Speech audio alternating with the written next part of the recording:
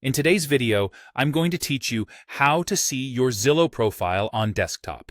Whether you're a home shopper, a seller keeping tabs on your presence, or an agent who wants to confirm how your profile appears to others, this quick walkthrough will show you exactly where to click and what to expect on a computer.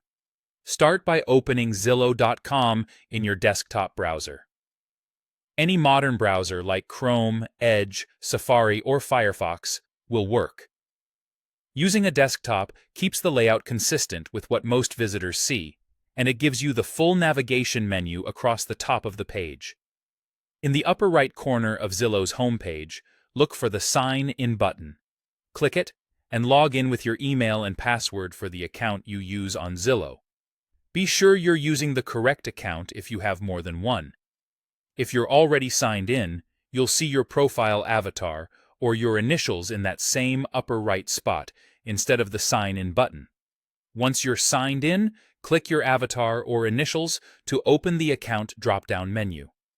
In that menu, look for an option labeled Profile, View Profile, or My Profile. The wording can vary slightly, but they point to the same place. If you don't immediately see it, scan the first few items in the drop-down. It's usually near the top and clearly labeled. Click that profile option. Zillow will take you straight to the public-facing profile page for your account. Public-facing simply means this page shows what other people can see when they visit your profile, including your name as it appears on Zillow, your photo if you've added one, your location and bio if you've set them, and any visible activity such as reviews or recent contributions that are meant to be public.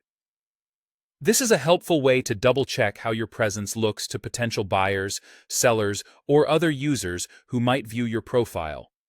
If the profile page doesn't appear and you end up somewhere else, head back to the upper right, open the drop-down again, and make sure you chose Profile, View Profile, or My Profile, rather than a dashboard or settings link.